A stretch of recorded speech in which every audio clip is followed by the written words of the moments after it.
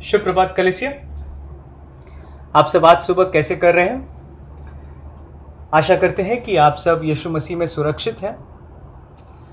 हम आशा करते हैं और प्रार्थना करते हैं कि परमेश्वर जल्दी जल्द हम सबको मिलकर संगति करने में दरवाजे खोलेंगे और हम फिर से साथ में परमेश्वर की स्तुति आराधना करेंगे। कलिसिया होकर कुछ हफ्तों से हम पौलुस द्वारा थिस्सलुनीयों को लिखे गए पहले पत्र के माध्यम से अटूट विश्वास इस विषय पर हम चर्चा कर रहे थे। इस विषय के अंतिम भाग को आज हम मनन करेंगे और वो है पहला थिस्सलुनीयों का 5 उसका 22 से 28। मैं आपके लिए पढ़ता हूँ। सब प्रकार की बुराई से बचे रहो, शांति का परमेश्वर आप ही तुम्हें पूरी रीति से पवित्र करे और तुम्हारी आत्मा और प्राण और देह हमारे प्रभु यीशु मसीह के आने तक पूरे पूरे और निर्दोष सुरक्षित रहे। तुम्हारा बुलाने वाला सच्चा है और वह ऐसा ही करेगा। हे भाइयों, हमारे लिए प्रार्थना करो। सब भाइयों को पवित्र चुम्बन से नमस्कार करो। मैं तुम्हें प्रभु की शपथ देता हूं कि यह पत्री सब भाइयों को पढ़कर सुनाई जाए। हमारे प्रभु यीशु मसीह का अनुग्रह तुम पर होता रहे। आइए हम प्रार्थना करें। परमेश्वर पिता, आज आप हमसे बात करना, आपके वचन के द्वारा और पवित्र आत्मा के द्वारा हमारे दिलों में काम करना। परमेश्वर, आप जो चाहता है, आपका जो इच्छा है हमारे जीवन में, वो पूरी तरह से पूर्ण होने के लिए और संपूर्ण होने के लिए हम प्रार्थना करते हैं यीशु मसीह के पवित्र नाम से, आमीन। एक युवा लड़की की एक कहानी मैं आप सबको बताना चाहता हूं। इस लड़की ने यीशु मसीह को अपने उद्धारकर्ता के रूप में स्वीकार किया और एक मंडली में सदस्यता के लिए आवेदन किया। उस मंडली का एक बुजुर्ग सेवक ने उसके साथ कुछ पूछताछ की। क्या आप यीशु मसीह को स्वीकार करने से पहले पापी थे? उस लड़की ने कहा, हाँ जी। फिर सेवक ने पूछा, क्या आप अब भी पापी हैं यीशु मसीह को स्वीकार करने के बाद? उस लड़की ने जवाब दिया, सच कहूं तो मुझे कभी कभी लगता है कि मैं पहले से भी बड़ी पापी हूं। फिर सेवक ने पूछा, तो सच में क्या बदलाव अनुभव किया आपने उद्धार के बाद? उस लड़की ने कहा, मैं आपको कैसे समझाऊं, ये मुझे नहीं पता, लेकिन मैं ये जानती हूं कि उद्धार के पहले मैं एक पापी थी जो पाप की ओर दौड़ती थी, लेकिन उद्धार के बाद मैं एक पापी हूं जो पाप से दूर भागती हूं। उस लड़की को उस मंडली के संगति में स्वीकार किया गया और उसने अपनी सुसंगत जीवन और अच्छा चरित्र और अटूट विश्वास से साबित किया कि वो वास्तव में परिवर्तित हुई थी। मेरे प्रिय, मैं आज सुबह आप सबसे विनती करता हूं कि आप इस घटन के बारे में सोचें जो उस लड़की ने कहा। उद्धार के पहले मैं पाप की ओर दौड़ने वाली पापी थी, लेकिन उद्धार के बाद मैं एक पापी हूं जो पाप से दूर भागती हूं। भाई और बहनों, यह है हमारा बुलाहट। परमेश्वर ने हमें इसलिए बुलाया है कि हम पवित्र बने और उनके पुत्र यीशु मसीह की तरह बने। भले ही हमारे दिलों में पाप का पुराना स्वभाव अब भी सक्रिय है। पहला थिस्सलुनीयों का 4:3 यह स्पष्ट रूप से कहता है, परमेश्वर की इच्छा यह है कि तुम पवित्र बनो। लेकिन आप और मैं जानते हैं कि हम टूटे हुए शीशों के बीच में रहते हैं और चलते हैं। हमारे खुद के पाप को अगर हम देखेंगे और हमारे आसपास के लोगों के पाप को अगर हम देखेंगे तो हम जरूर महसूस करते हैं कि पवित्रीकरण या पवित्र बनना काफी कठिन और धीमा है और बहुत अधिक डिमांडिंग है। और उतना ही नहीं, कभी कभी हमारे उस पाप जो हम बार बार दोहराते हैं और वो उलझाने वाला पाप जो हमें इतनी आसानी से बार बार गिराता है और हमारा पीछा करते रहते हैं, यह देखकर कभी कभी हमें लगता है कि पवित्रीकरण या सैंक्टिफिकेशन या पवित्र बनना सिर्फ मुश्किल ही नहीं बल्कि नामुमकिन है।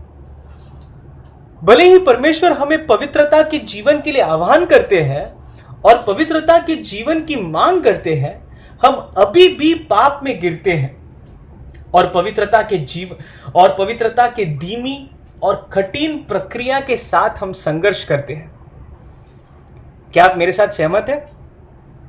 आप अपने आप को जांचिए, आपके विचारों को, शब्दों को और कार्यों को जो आपने कल किए हैं या आज सुबह।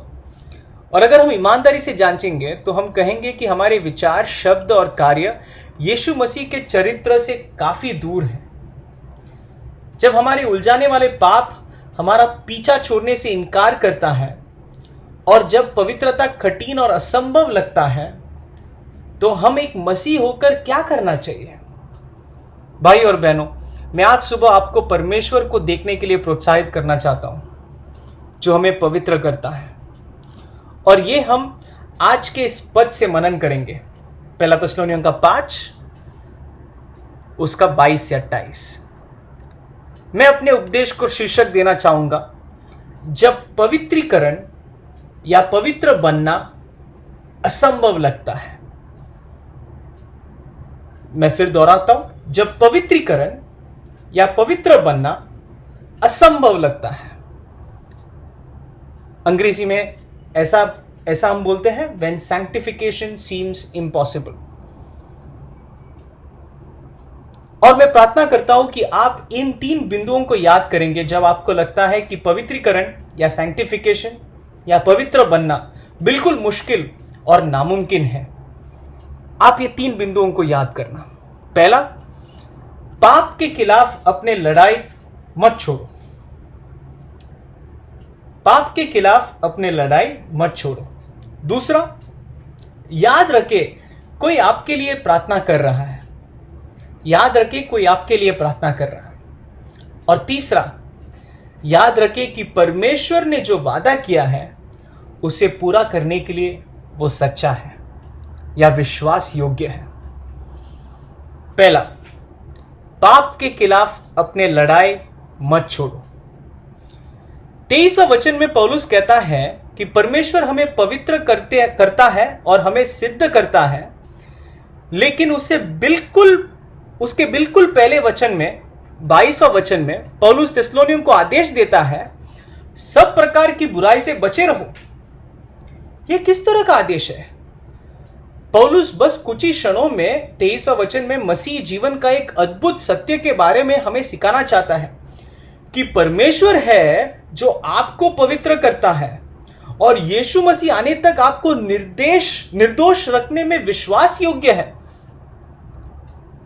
लेकिन इससे पहले कि आप और मैं ये सोच के बैठ जाए कि क्योंकि परमेश्वर मुझे पवित्र करता है, पवित्र होने में मेरा कोई हिस्सा या जिम्मेदारी नहीं है, इससे पहले कि हम ये सोचे, पौलुस कहता है कि सब प्रकार की बुराई से बचे रहो। भाई और बहनों, अगर परमेश्वर की संप्रभुता और विश्वस्तता के बारे में जो हमारा दृष्टिकोण है, अगर ये दृष्टिकोण हमें पाप और आलस के जीवन शैली में ले जाता है, तो हम अभी तक परमेश्वर के पवित्रीकरण के तरीकों को ठीक से समझ नहीं पाए हैं। हम में से बहुत से लोग पाप के खिलाफ जो लड़ाई है उसमें हम बहुत जल्द उम्मीद खो देते हैं, और हम में से कई लोग अपने हथियार को यह सोचकर छोड़ देते हैं कि मेरे पाप के खिलाफ लड़ाई करने से कोई मतलब नहीं है। और ऐसा क्यों? क्योंकि हमें लगता है कि पाप के खिलाफ लड़ना बेमतलब का है। पहला कारण यह हो सकता है कि हमें लगता है कि अगर परमेश्वर हमें पवित्र करता है तो हमें बिल्कुल कुछ करने की जरूरत नहीं है। और दूसरा कारण यह हो सकता है कि भाई, मैंने अपने पाप से लड़ने के लिए बहुत कोशिश और संघर्ष किया है, लेकिन मैं अभी भी इस पर जय नहीं पाया हूं। मुझे लगता है कि मैं अब और नहीं लड़ सकता। मुझे लगता है कि मैं इस दुर्बलता के साथ पैदा हुआ हूं। मैं अपने पाप के साथ दोस्ती करता हूं और इसे अपनी कमजोरी मानकर आगे चलता हूं। मैं जैसा हूं मैं वैसा ही हूं, मैं बदल नहीं सकता। मेरे प्रियो, ऐसे विचार ने कई लोगों को यह सोचने के लिए प्रेरित किया है कि पवित्रता बस असंभव है, और अगर मैं पवित्रता के लिए प्रयास करूंगा तो मैं अपना उद्धार का आश्वासन खो बैठूंगा, क्योंकि मैं हमेशा अपने फेलियर्स और अपने पापों को देखूंगा और संदेह करूंगा कि अपने उद्धार के बारे में संदेह करूंगा और मुझे आश्वासन नहीं मिलेगा। और आज उसकी वजह से अधिक कलीसिया और अधिक से अधिक मसीही लोग और यहां तक कि हम खुद हमारे जीवन में पवित्रता को सीमित कर रहे हैं और कम समझ रहे हैं, और पवित्रता की जरूरी को हम बहुत कम किया है और उस पर पानी डाल रहे हैं। क्यों?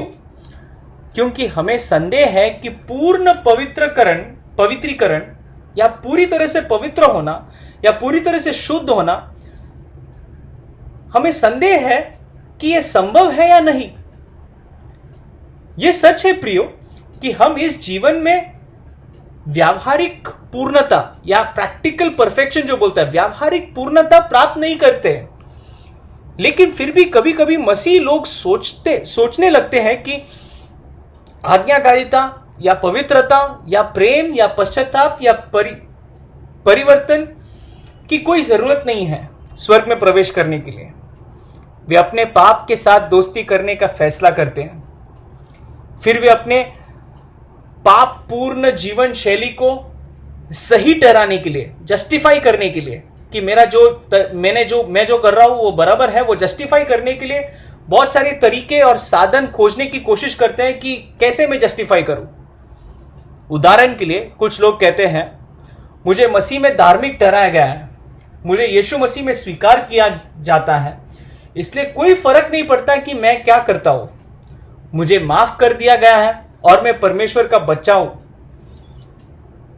या इसी तरह का एक और सोच है कि परमेश्वर का अनुग्रह के बारे में ऐसा एक सोच है कि हम अनुग्रह के युग में जी रहे हैं भाई। यदि परमेश्वर वास्तव में हमें पवित्र बनाना चाहता है तो वह हमें अनुग्रह और दया क्यों देता है? मेरे प्रियो, कई बार हम उन्हीं सिद्धांतों का उपयोग करते हैं, वही सिद्धांत जो हमें पवित्रीकरण में मदद करता है, जो हमें पवित्र बनने में मदद करता है, ये सिद्धांत को हम उपयोग करते हैं पवित्रीकरण के लिए नहीं, लेकिन हम उसी सिद्धांतों को हमारे पाप को जस्टिफाई करने के लिए उपयोग करते हैं। जिस छिपे पाप के साथ हम लड़ते हैं और हम संघर्ष करते हैं, उसके साथ दोस्ती करने के लिए नहीं बुलाया है आपको परमेश्वर ने।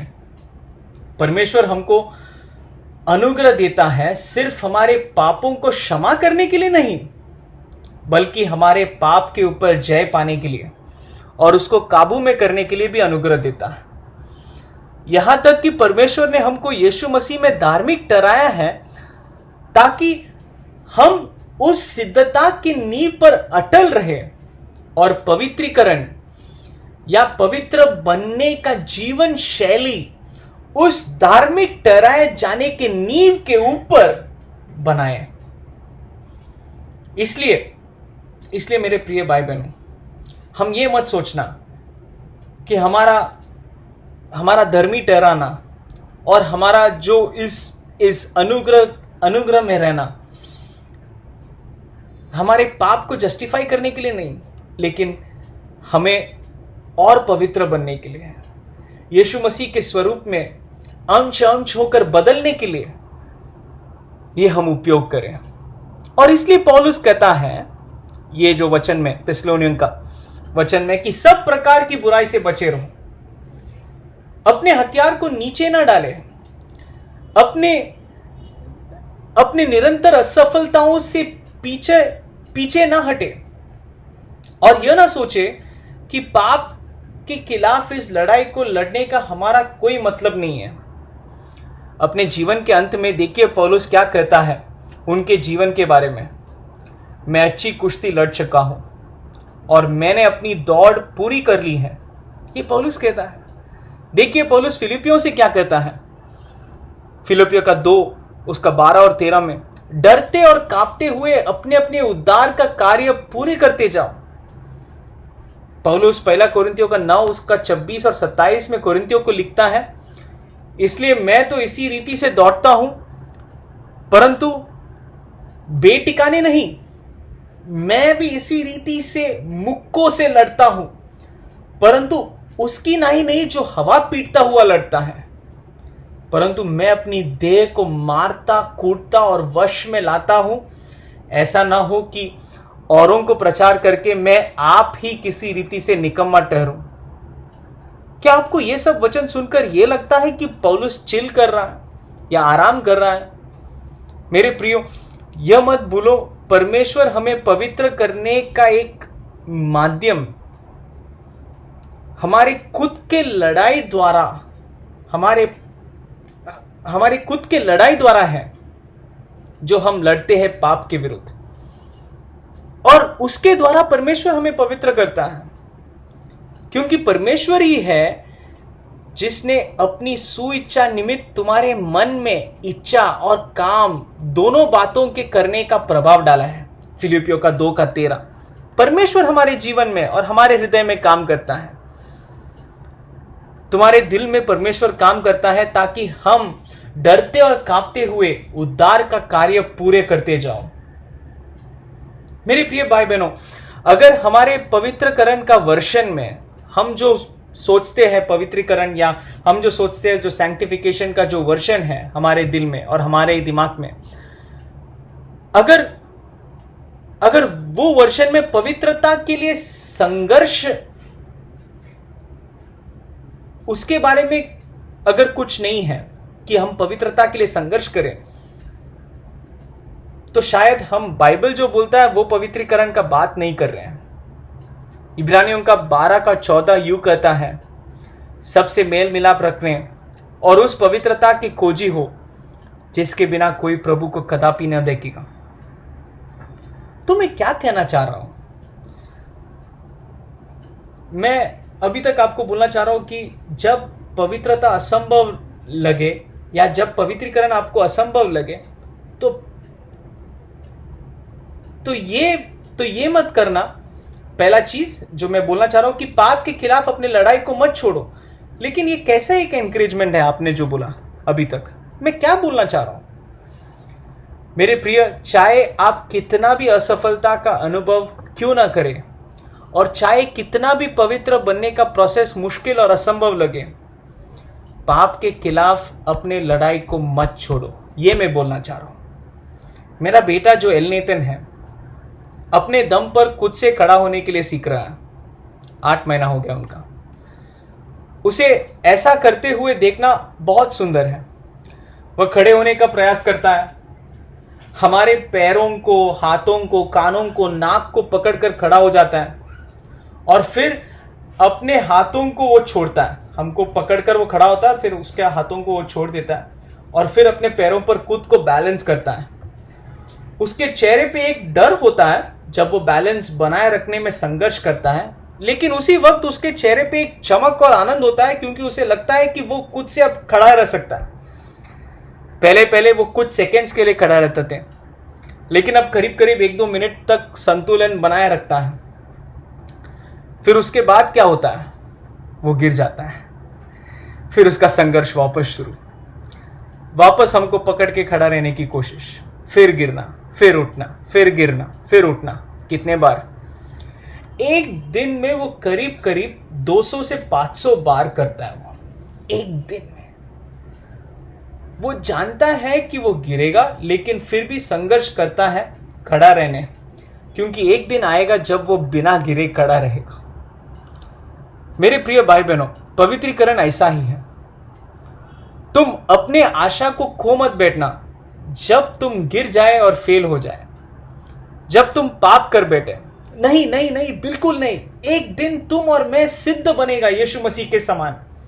इसलिए तुम हमें अपने हथियार को मत छोड़ना, तुम अपने आशा मत खो बैठना पाप के साथ इस संघर्ष में, क्योंकि पवित्रीकरण धीमा है, कठिन है और दर्द लाता है। लेकिन एक ऐसा दिन आएगा जब कोई पाप नहीं होगा जिसके साथ हम संघर्ष करें, कोई लड़ाई बाकी नहीं रहेगी। क्या दिन है वो दिन? वो दिन जब यीशु मसीह वापस आएगा। पहला यूहन्ना का 3 उसका 2 और 3 यूं कहता है, हे प्रियो, अभी हम परमेश्वर की संतान हैं और अब तक यह प्रकट नहीं हुआ कि हम क्या कुछ होंगे, लेकिन हम इतना जानते हैं कि जब वह प्रकट होगा तो हम भी उसके समान होंगे, क्योंकि उसको वैसा ही देखेंगे जैसा वह है।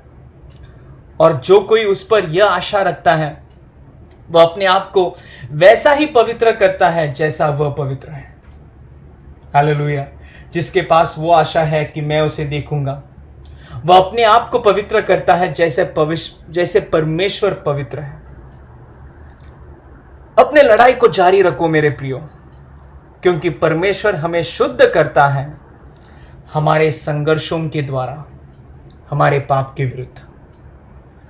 मैं अब मेरे अगले बिंदु पर जाना चाहता हूं, और वह है कि आपको जब लगता है कि ये पवित्रीकरण असंभव है, तब ये याद रखना कि कोई आपके लिए प्रार्थना कर रहा है। कुछ साल पहले इस विचार ने मेरे दिल को जकड़ लिया और मैं उत्साहित हो गए कि कोई मेरे लिए प्रार्थना कर रहा है। 23वां पद को देखें, पहला थिस्सलुनीका 5 उसका 23 क्या बोलता है? पौलुस प्रार्थना कर रहा है कि परमेश्वर थिस्सलुनियों के विश्वासियों को पवित्र करे, और 25वां पद में पौलुस उनसे विनती करता है कि वे उनके लिए भी प्रार्थना करें। वो कहता है, भाइयों हमारे लिए प्रार्थना करो। जब पवित्रीकरण का रास्ता कठिन हो जाता है, भाइयों और बहनों, मैं चाहता हूं कि आप याद करें कोई आपके लिए प्रार्थना कर रहा है। हो सकता है कि आपके लिए प्रार्थना करने वाला शायद आपके पति पत्नी हो, आपके माता पिता हो, आपके मित्र, आपके भाई बहन जो मसीह में है, या आपके अगुए, या कोई ऐसा व्यक्ति जिसे आप शायद कभी नहीं जानते हैं।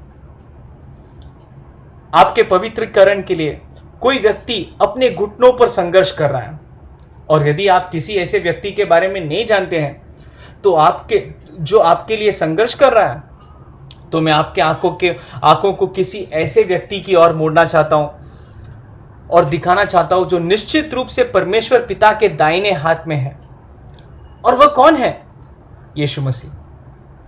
वही यीशु मसीह जो मनुष्य बन गया और हमारी तरह पाप और प्रलोभन के विरुद्ध संघर्ष किया, बिल्कुल एक मनुष्य होकर, आपकी और मेरी तरह, और उन्होंने पाप पर विजय पा लिया।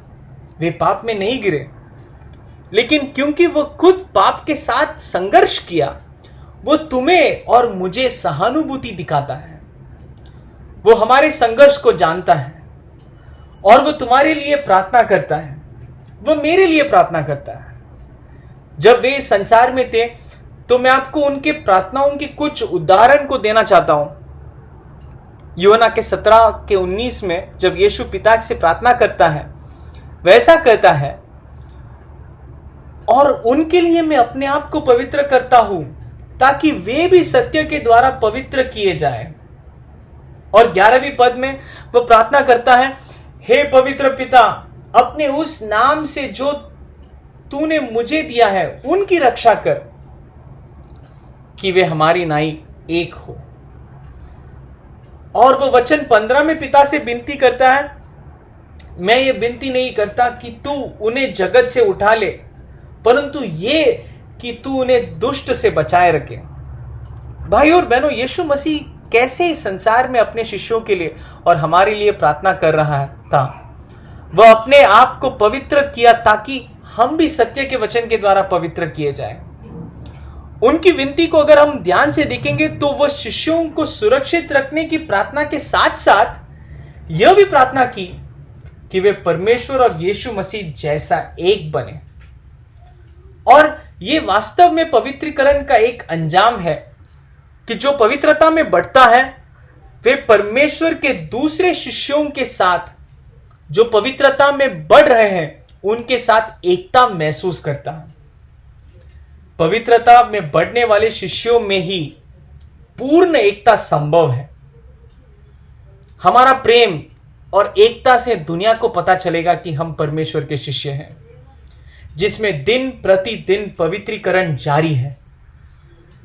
आइए हम एक और उदाहरण देखें। जब यीशु मसीह ने पत्रस से कहा, लूका का 22 उसका 31 और 32 में, 31 और 32 में, शमौन, हे शमौन, देख शैतान ने तुम लोगों को मांग लिया है कि गेहूं की नाई फटके, परंतु मैंने तेरे लिए विनती की कि तेरा विश्वास जाता न रहे।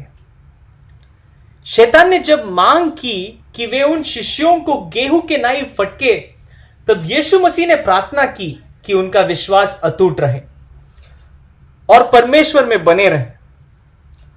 वह हमारे लिए प्रार्थना करता है। वह प्रार्थना करता है कि हमारा विश्वास अटूट रहे। वह प्रार्थना करता है कि हम पवित्रता और शुद्धता में बढ़े। वह प्रार्थना करता है कि हम सब एक होकर खड़े रहें। वह प्रार्थना करता है कि हम एक दूसरे से प्यार करें जैसे उन्होंने हमसे प्रेम किया।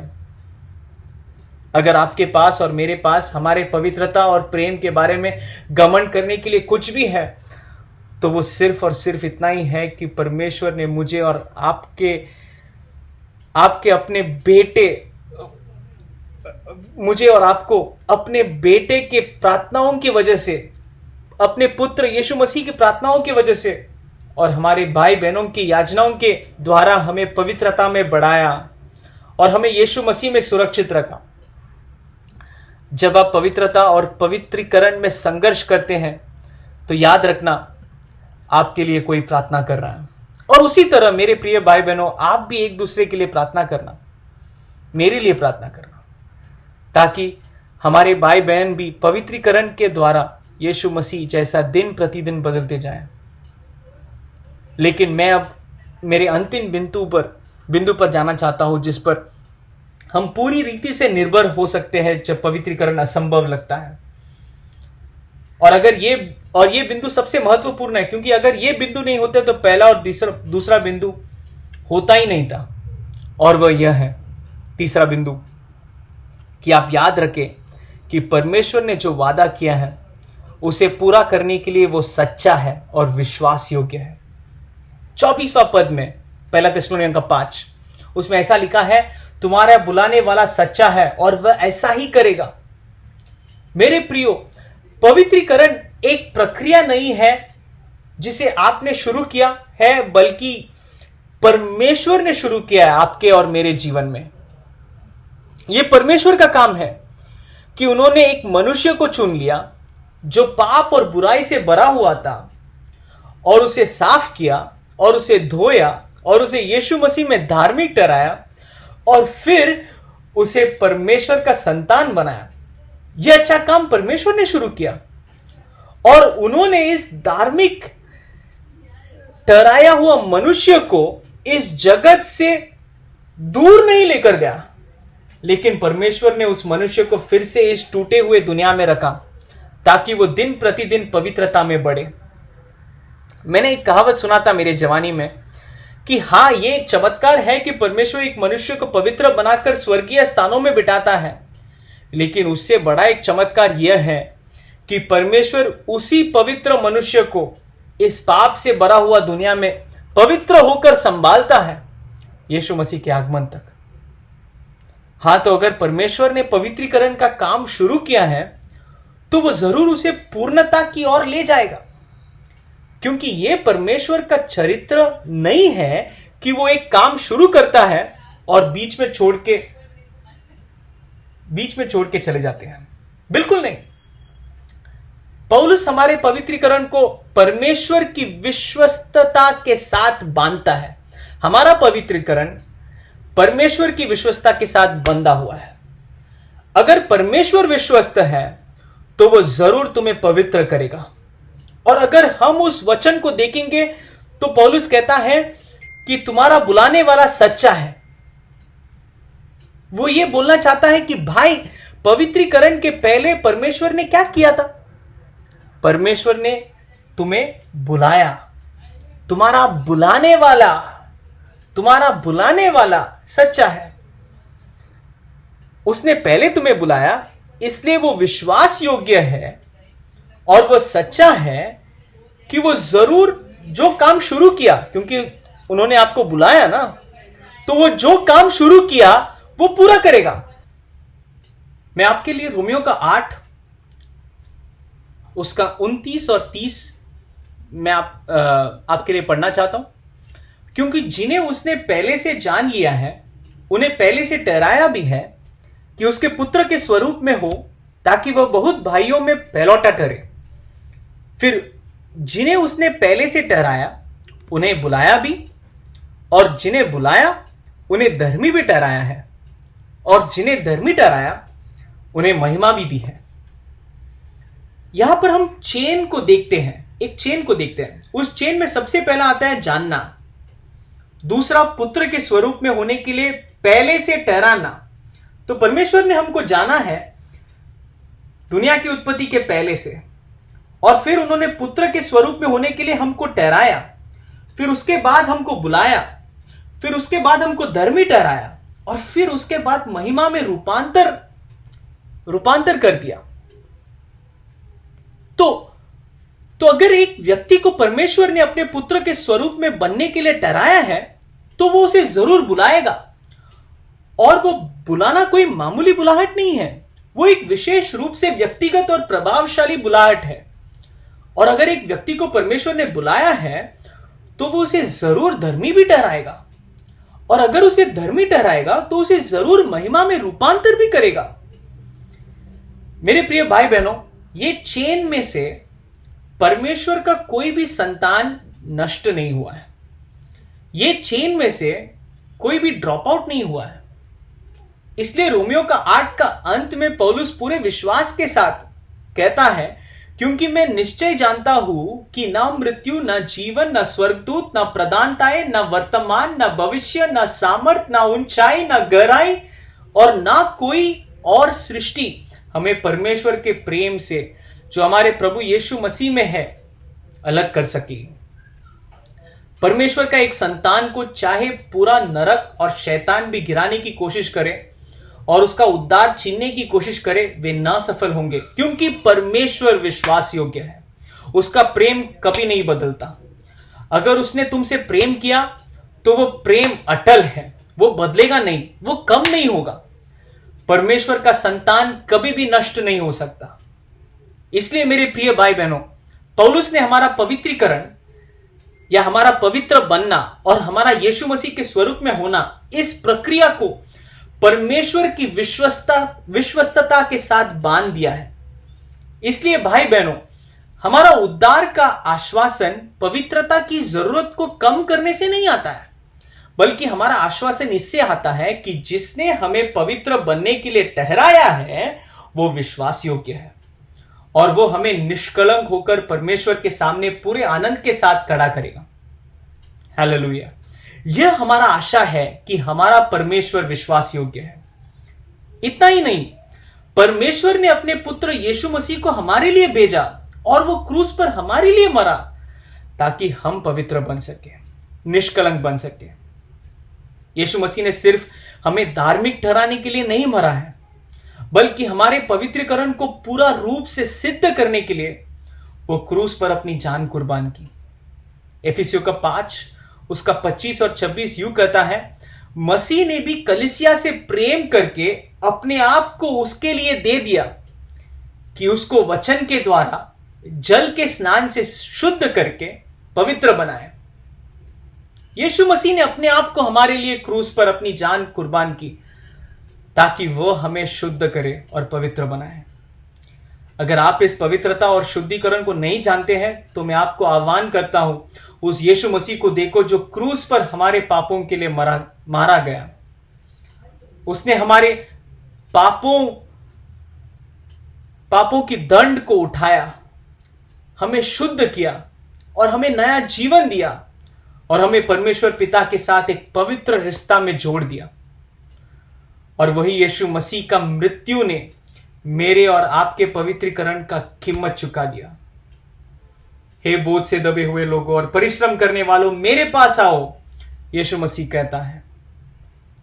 जब आपको पवित्र बनना असंभव लगता है, तो ये याद करना कि तुम्हारा पवित्र बनना परमेश्वर की विश्वस्तता से बांधा हुआ है।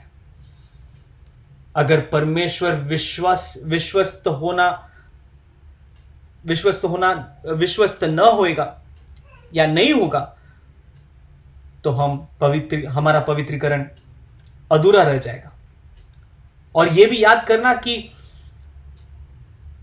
यीशु मसीह तुम्हारे लिए प्रार्थना कर रहा है, और यह याद करना कि आपका पाप के साथ कोई भी दोस्ती ना करके परमेश्वर का फौजी के नाते पाप से दूर भागना और उस संघर्ष में डटे रहना। हमारा प्रभु यीशु मसीह का अनुग्रह तुम पर हमेशा होता रहे। आमीन।